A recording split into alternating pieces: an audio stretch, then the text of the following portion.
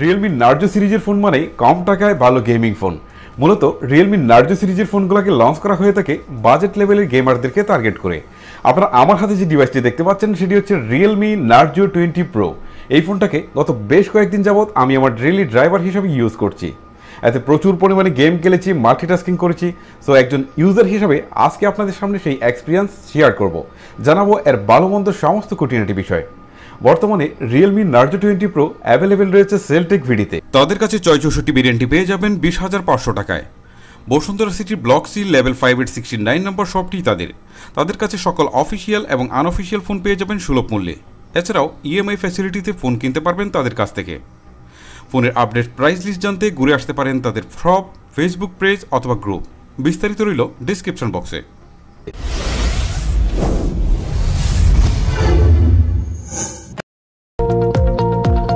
Narzo 20 pro হাতে নিয়ে বেশ কমফোর্টেবল একটা ফিল পাচ্ছিলাম। এটি শাওমির যে কোনো ফোনের তুলনায় অনেক বেশি লাইট ওয়েট। দীর্ঘক্ষণ ব্যবহারেও আমার কাছে মনে হয়নি এত বড় একটা ফোন ধরে আছি। এবারে পার্সোনালি আমার কাছে ভালো লেগেছে রিয়েলমির বি শেপের ডিজাইনটি। এটি অনেকটাই আনকমন এন্ড দেখতেও বেশ প্রিমিয়াম লাগে। এবারে রিয়েলমিকে সাধুবাদ জানাতে হয় এর ক্যামেরা বাম্পারের পরিবর্তনের জন্য। ওভারঅল এর রিয়ার প্যাডের ডিজাইনটি যে কারো খুব সহজেই মন কাড়বে। আর ফ্রন্ট পার্টে পেয়ে যাবেন ফুল ভিউ এক্সপিরিয়েন্সের স্বাদ। তবে বাম পাশে থাকা পাঁচ হোলটি আমার কাছে কিছুটা বড় মনে হয়েছে। পাঁচ হোলের চারপাশে একটা শেডু বাব রয়েছে, যেটা ইদানিং রিয়েলমির অনেক ফোনেই দেখতে পেয়েছি। 191 গ্রাম ওয়েটের সাথে 9.4 মিলিমিটার থিকনেসের এই ফোনটি প্লাস্টিক বা পলিকার্বনেটের তৈরি। তবে ম্যাট ফিনিশ থাকায় খুবই কম স্ক্র্যাচ পড়ে। এতে আপনারা দুটি সিম কার্ডের পাশাপাশি একটি মাইক্রো এসডি কার্ড ব্যবহারের সুযোগ পেয়ে যাচ্ছেন। নাও টেল অ্যাবাউট দ্য ডিসপ্লে। এতে থাকছে 6.5 ইঞ্চির ফুল এইচডি প্লাস রেজুলেশনের একটি আইপিএস এলসিডি ডিসপ্লে, যার রেজুলেশন 1080x2400 পিক্সেল। একই সাথে ডিসপ্লেতে থাকছে 405 পিপিআই ডেন্সিটি। পিপিআই ডেন্সিটি বেশি হয় ডিসপ্লের কন্টেন্টগুলো ছিল বেশ শার্প। এছাড়াও এর ডিসপ্লে ছিল যথেষ্ট কালারফুল। এতে 90 হার্টজ রিফ্রেশ রেট থাকায় অ্যাপস ওপেনিং বা ট্রানজ্যাকশন ছিল বেশ স্মুথ। এছাড়াও এতে থাকা স্মুথ স্ক্রলিং অপশনটি অন করলে আরও বেটার পারফরমেন্স পাবেন। আর এর ডিসপ্লেতে কালার শিফটি বা নেগেটিভিটির মতো তেমন কোনো ইস্যু আমার চোখে পড়েনি। সানরাইজ ভিজিবিলিটি ছিল বেশ ভালো।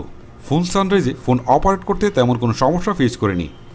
প্রাইস রেঞ্জ বিবেচনায় এর ডিসপ্লেকে 10-এর 9 দেওয়া যায়। এবারে চলে আসি এই ফোনের ফোকাসিং পয়েন্ট এর হার্ডওয়্যারের দিকে। Android 10 base Realme UI run করবে ফোনটি। এর ইউআই নিয়ে আমার তেমন কোনো কমপ্লেন নেই। এটি ছিল যথেষ্ট লাইট এবং পলিশড। অ্যাপস ওপেনিং এবং ক্লোজিং ছিল যথেষ্ট ফাস্ট। চিপসেট হিসেবে ফোনটিতে থাকছে মিডিয়াটেক হিলিও G95, যেটি 12 মিলিমিটার আর্কিটেকচারের তৈরি করা একটি অক্টাকোর প্রসেসর। আর জিপিইউ হিসেবে এতে থাকছে Mali G56 MP4। MediaTek Helio G95কে কম্পেয়ার করা যায় কোয়ালকম স্ন্যাপড্রাগন 720Gর সঙ্গে। অ্যান্টিটু বেঞ্চমার্কে মিডিয়াটেক হিলিও G95 স্কোর করেছে 2,90,131। অন্যদিকে কোয়ালকম স্ন্যাপড্রাগন 720G স্কোর করেছে 2,70,612। অন্যদিকে গিকবেঞ্চ সিঙ্গেল স্কোরে কোয়ালকম স্ন্যাপড্রাগন 720G স্কোর করেছে 564, আর মিডিয়াটেক হিলিও G95 স্কোর করেছে 516। সো এ থেকে বোঝাই যাচ্ছে পারফরমেন্সের দিক থেকে বেশ ভালো অবস্থানে রয়েছে নার্জো 20 প্রো। এখানে মাল্টিটাস্কিং থেকে শুরু করে গেমিং এক্সপিরিয়েন্স ছিল অনেক বেটার। পাবজি এখানে সর্বোচ্চ এইচডি গ্রাফিক্সে হাই ফ্রেম রেটে প্লে করতে পেরেছি।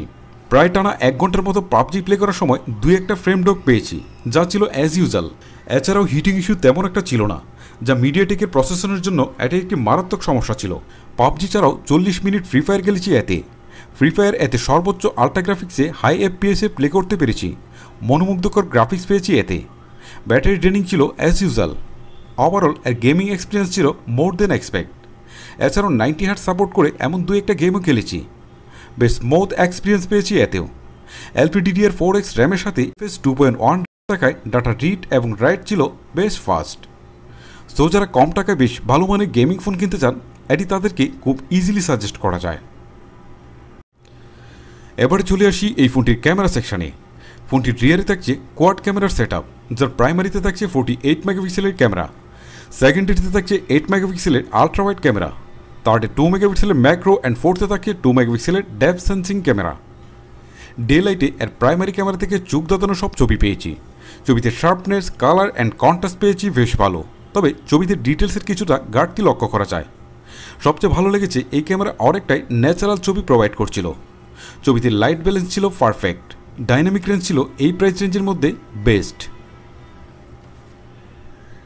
8 মেগাপিক্সেলের আলট্রা ওয়াইড ক্যামেরা থেকে প্রত্যাশার চেয়ে বেটার ইমেজ পেয়েছি। বিশেষ করে আলট্রা ওয়াইড ক্যামেরায় যে সমস্যাটা প্রায়শই হয়, ডিটেলস এবং শার্পনেসে ঘাটতি থাকে, এখানে সেই সমস্যাটা একেবারেই ছিল না। 2 মেগাপিক্সেলের ডেপথ সেন্সিং ক্যামেরার পারফরমেন্স ছিল বেশ ভালো। সাবজেক্ট থেকে অবজেক্ট বেশ ভালোভাবেই সেপারেট করতে পারছিল, তবে লো লাইটে কিছুটা স্ট্রাগল করে। তবে ব্লার ছিল অনেকটাই ন্যাচারাল, যার ফলে পোর্ট্রেট শটগুলো বেশ চমৎকার মনে হয়েছে আমার কাছে। 2 মেগাপিক্সেলের ম্যাক্রো ক্যামেরা নিয়ে তেমন কিছুই বলার নেই, এর পারফরমেন্স ছিল অ্যাজ ইউজাল। এই ধরনের ক্যামেরা প্রোভাইড করার চেয়ে না করাই ভালো। রিয়ার ক্যামেরায় সর্বোচ্চ 4K-তে ভিডিও শ্যুট করা যায়। ক্যামেরায় ফুটেজের কোয়ালিটি ভালো হলেও 4K-তে ইউএইচ কাজ করে না।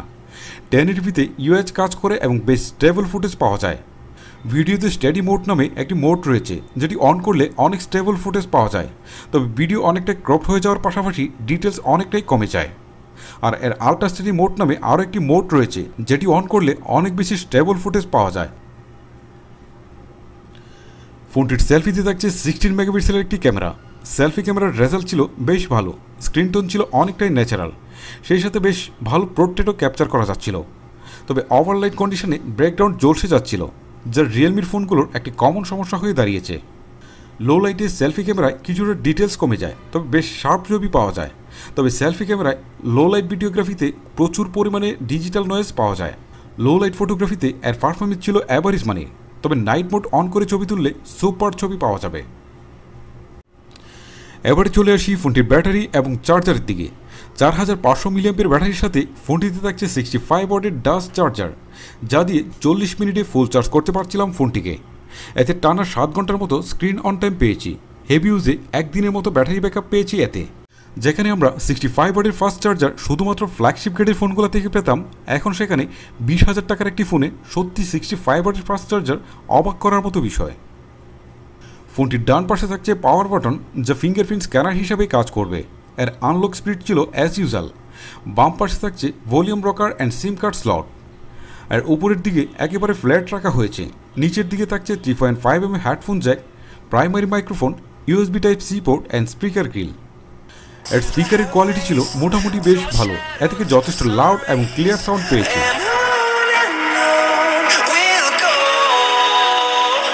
এবারে নার্জো 20 প্রোতে এলইডি নোটিফিকেশন লাইট থাকছে না। এতে ক্যামেরা টু অ্যাপিয়ার সাপোর্ট থাকায় গুগল ক্যামেরা ইনস্টল করতে পারবেন খুব সহজেই। এছাড়া যারা ফোনে স্ক্রিন রেকর্ডিং করতে চান, তারা থার্ড পার্টি অ্যাপস ছাড়াই এক্সটার্নাল মাইক্রোফোন ব্যবহার করে স্ক্রিন রেকর্ডিং করতে পারবেন। ফোনটির কল কোয়ালিটি ছিল বেশ ভালো। ইনডোরের পাশাপাশি আউটডোরে বেশ স্পষ্টত কথা শুনতে এবং বলতে পেরেছি। এছাড়াও নেটওয়ার্কিং ইস্যুর মতো তেমন কোনো ইস্যুই আমার চোখে পড়েনি। ভিউয়ার্স, এই হচ্ছে রিয়েলমি নার্জো 20 প্রো এর ফুল রিভিউ। এবার এর কিছু ভালো মন্দ দিক নিয়ে কথা বলা যাক। সত্যি বলতে এই প্রাইস রেঞ্জ বিবেচনায় আমি এর খারাপ দিক খুব একটা খুঁজে পাইনি। তারপরে আমার কাছে মনে হয়েছে এর ক্যামেরাতে লো লাইট পারফরমেন্সটা আরও একটু বেটার হতে পারতো। তাছাড়া ফিঙ্গারপ্রিন্ট স্ক্যানারটা আর একটু ফাস্ট হলে আরও বেটার হতো। সেই সাথে যদি এলইডি একটা নোটিফিকেশন লাইট প্রোভাইড করা হতো, তাহলে আমার মতে একটা পারফেক্ট কম্বিনেশন হতো। আর যদি এর ভালো দিকের কথা বলি, তাহলে বলবো যে চমৎকার design and Bhil quality provide করা হয়েছে এই ফোনটাতে। তাছাড়া 90 হার্জের একটা প্যানেল থাকছে, যেটা ফুল HD+ রেজুলেশনে, এবং ডিসপ্লেটা হচ্ছিল চমৎকার এবং বেশ কালারফুল। তারপরে যদি এর চিপসেটের দিকে যাই, তাহলে বলবো যে এখানে এই বাজেটের মধ্যে মিডিয়াটেক হিলিও G95 এর মধ্যে যে শক্তিশালী গেমিং চিপসেট প্রোভাইড করা হচ্ছে, এটাও কিন্তু সত্যি অসাধারণ। তারপরে যদি এই ফোনটার ক্যামেরার কথা বলি, তাহলে বলবো ওভারঅল ক্যামেরা পারফরমেন্স আমার কাছে ভালোই লেগেছে। একটা গেমিং ফোন হিসাবে আমি যতটা আশা করিনি নার্জো 20 প্রো থেকে, আমি কিন্তু তার থেকে বেশি কিছু পেয়েছি। লাস্ট যদি আমি বলি এখানে ব্যাটারি এবং চার্জারের কথা, তাহলে বলবো যে এখানে 4500 মিলিঅ্যাম্পের ব্যাটারির সাথে 65 ওয়াটের যে ফাস্ট চার্জার প্রোভাইড করা হয়েছে, এটা সত্যি মাথা নষ্ট হয়ে যাওয়ার মতো একটা ব্যাপার।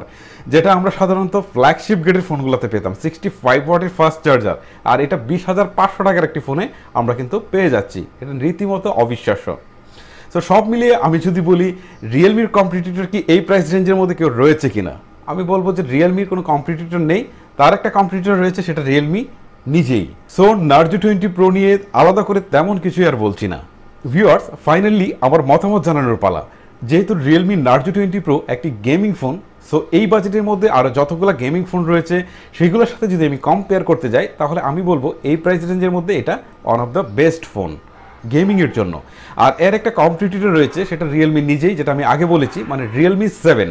সো আপনারা যদি নার্জো 20 প্রো কিনতে চান তাহলে আমি বলবো এই বাজেটের মধ্যে সেরা। তারপরেও যদি আপনারা অন্য কোনো ফোনের দিকে যেতে চান এই বাজেটের আশেপাশে, তাহলে আমি বলবো সর্বোচ্চ আপনারা রিয়েলমি 7টাকে আপনারা পরখ করতে পারেন। তবে আমার কাছে মনে হয়েছে যেহেতু এটা গেমিং সেন্ট্রিক ফোন, যারা গেমিংয়ের জন্য ফোন কিনবে তারা অবভিয়াসলি নার্জো 20 প্রো কিনতে পারেন। ভিউয়ার্স, বিদায় নেওয়ার আগে আপনাদেরকে বলতে চাই, যদি চ্যানেলে নতুন হয়ে থাকেন অবশ্যই চ্যানেলটিকে সাবস্ক্রাইব করে রাখবেন। আর যদি ভিডিওটি ভালো লেগে থাকে তাহলে অবশ্যই একটি লাইক দিয়ে যাবেন, সেই সাথে সোশ্যাল মিডিয়াতে বন্ধুদের সাথে শেয়ার করে দেবেন। আপনাদের সাথে দেখা হচ্ছে পরবর্তী কোনো টিউটোরিয়াল, রিভিউ অথবা টপ চার্টে। তখন পর্যন্ত সবাই অনেক অনেক ভালো থাকবেন, সুস্থ থাকবেন। আল্লাহ হাফেজ।